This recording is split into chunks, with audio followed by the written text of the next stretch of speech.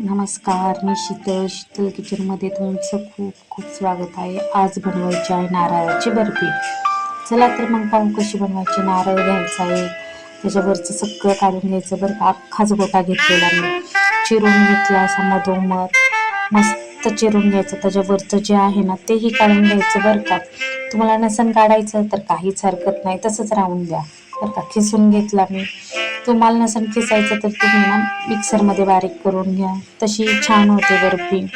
पण आणल्या नारळाची लगेच बर्फी करायची नाही. तो जरा ना 5-10 मिनटं अर्धा तास फ्रीजमध्ये ठेवायचा, म्हणजे त्याच्यातलं जे पाणी आहे ना ते सगळं शोषून घेतलं जातं. नारळ हा कोरडा असा फडफडीत होतो आणि भाजायलाही तो खूप वेळ घेत नाही. हे महत्त्वाची टिप्स आहे. जेवढ्या वाटीत खोबऱ्याचा खीस बसेल ना तेवढीच साखर घ्यायची, अर्धी वाटी.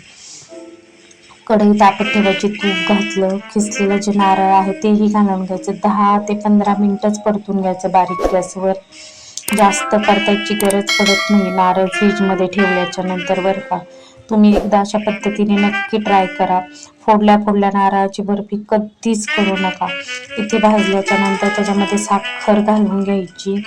साखरेच्या पाण्यामध्ये साखर जेव्हा पाणी सोडते त्याच्यामध्ये तो मस्त एकदम शिजून निघतो. काही घालायची गरज पडत नाही. तुम्हाला वाटलं तर तुम्ही खवाही घालू शकता किंवा पेढे जे असतात तेही घालू शकता, पण त्याची काहीच गरज पडत नाही. मी इथे काही घातलं नाही, दूध पावडर वगैरे असलं काही घातलं नाही. बघू शकता गोळ्याने कढई अशी नारळाने सोडली होती. ह्या टायमाला मी इथे वेलची पूड घातली.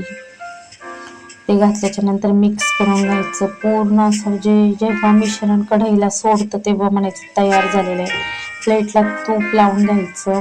सगळं जे केलेलं आहे ते पटकन घालून घ्यायचं, नाही तर लगेच गोळा होतो बरं का. मी मस्त उलथण्याच्या साहाय्याने थापून घेतली आणि इथेच त्याला ना चिरा पाडून घ्यायच्या. मी ही चुकी केली की पाडल्या नाहीत. नंतर ती 5 मिनिटातच लगेच कडक झाली. मग काय ते पडनाच, भरपूर जोर द्यावा लागला पाडायला. मग चाकूने काय व्हायना, मग मी त्याच्यासाठी उलथणं घेतलं आणि उलथण्याच्या साहाय्याने मी त्याला ना अशा चिरा पाडून घेतल्या आणि खूप छान झाल्या होत्या. मग चाकूच्या साहाय्याने एक काढून घेतली. बघू शकता तुम्ही अशी पूर्ण अखंड निघली बरं का. पण इथे जेव्हा आपण साखर घालतो ना तेव्हा तिथे ना एक चिमूटभर आहे ना खायचा सोडा घालायचा. खायचा सोडा घालायला बिलकुल विसरायचं नाही, बर्फी खूप छान होते. तुम्ही अशा पद्धतीने एकदा नक्की ट्राय करा. व्हिडिओला लाईक आणि सबस्क्राईब करायला विसरायचं नाही. अशा पद्धतीने तुम्ही नक्की ट्राय करा. मी तोडून दाखवते तुम्हाला, बघू शकता. आणि खायला पण छान लागते.